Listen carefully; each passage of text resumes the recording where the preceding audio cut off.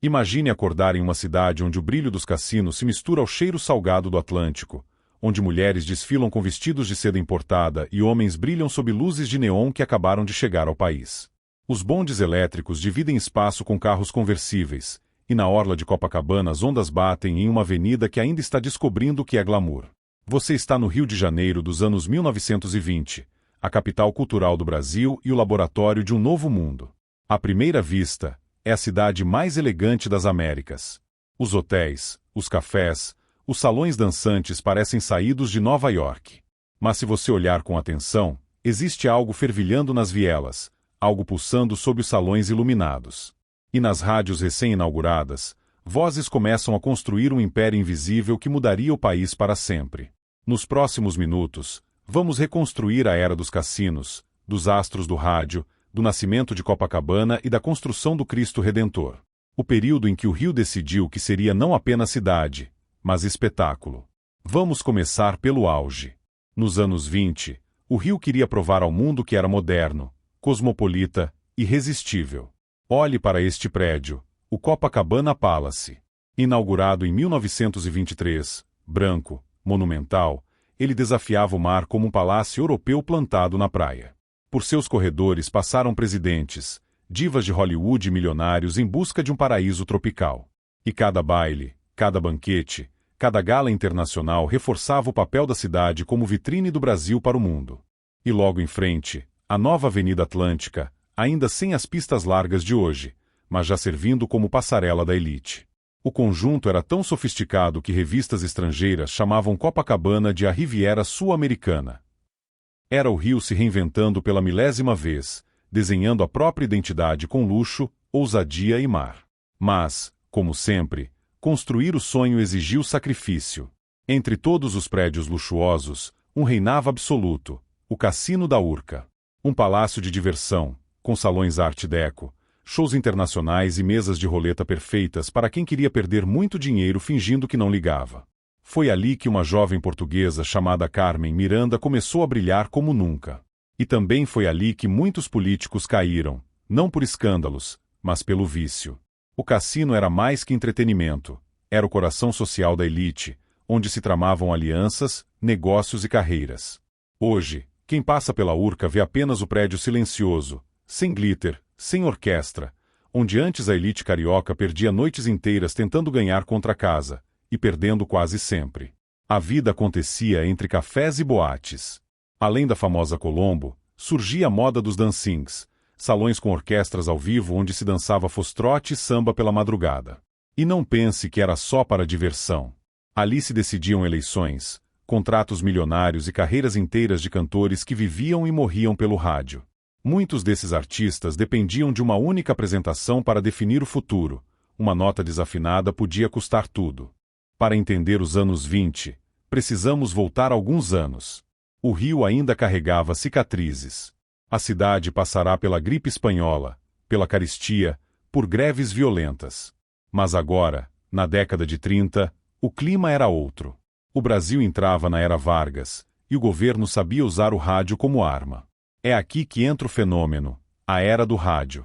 As rádios Nacional e Mairinque Veiga viraram templos de ídolos intocáveis.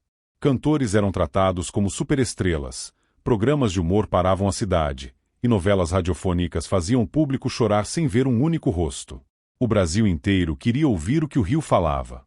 E, pela primeira vez, a voz se tornava mais poderosa que a imagem. Mas entre o microfone e os holofotes, algo mais profundo estava acontecendo. Era o período em que o Rio consolidava a Lapa como seu coração noturno. Durante o dia, os arcos eram apenas um viaduto. À noite, virava um portal para outro universo. Um território onde samba e jazz se misturavam, onde a boemia dominava as calçadas e onde personagens de todos os tipos circulavam. A polícia fazia que não via. E quem andava pelas ruas podia encontrar desde poetas até políticos tentando se esconder dos jornais. E por falar em jornais, era a época das revistas ilustradas. O Malho, a Careta, a Revista da Semana. Elas eram o feed do Instagram de notícias da época. Publicavam caricaturas devastadoras, fotos ousadas para o moralismo da época e fofocas da vida de artistas que viviam entre o Copacabana Palace e o Cassino da Urca. Cair na capa era a glória. Ser satirizado era morte social. E cada edição moldava opiniões, reputações e escândalos nacionais. Agora, observe o horizonte. Um novo colosso começa a ser construído. No alto do Corcovado, em 1922, lança-se a pedra fundamental daquele que seria o mais famoso símbolo do país, o Cristo Redentor. Durante 9 anos, operários se equilibraram no penhasco, esculpindo o monumento de concreto francês que mudaria para sempre o cartão postal da cidade. Quando ele foi inaugurado, em 1931, o rio ganhou um guardião permanente olhando o mar. E rapidamente, o monumento se transformou em símbolo de fé, união e orgulho nacional. E como se vivia no clima? Com estilo e sofrimento.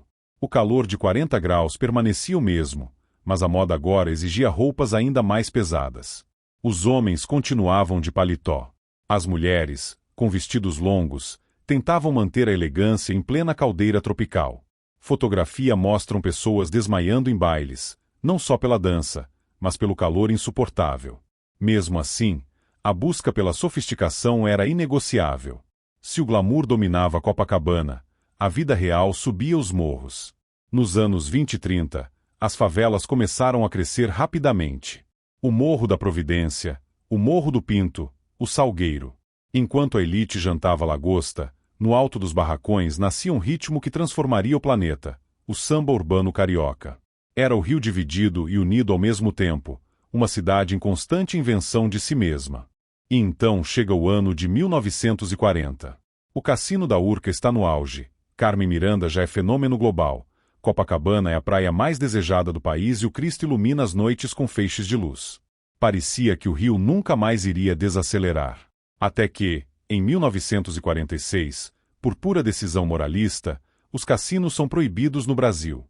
Em uma noite, tudo apagou.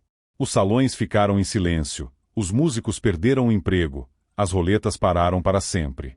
O sonho dourado da cidade se desfez com um decreto. E onde descansavam os grandes nomes dessa era? No cemitério São João Batista. Ali repousam Carmen Miranda, Ari Barroso, radioatores, políticos, empresários, todos sob a sombra do Cristo que eles viram nascer. O Rio de Janeiro de 1920 a 1940 nos ensina que glamour e crise podem dividir a mesma mesa. A cidade viveu seu auge artístico, apostou na modernidade, mas sempre carregou tensões profundas escondidas atrás das luzes dos cassinos. Hoje, muitos prédios dessa era ainda existem. Outros sumiram sem deixar rastros.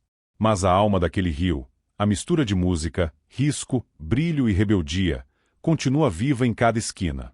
Agora me diga, você gostaria de viver naquela época? Se esta viagem no tempo prendeu a sua atenção, inscreva-se no canal para acompanhar as próximas reconstruções históricas. E deixe suas sugestões nos comentários das próximas cidades que gostariam de ver serem reconstruídas. Obrigado por assistir. Nos vemos no próximo vídeo, em uma nova viagem através das eras.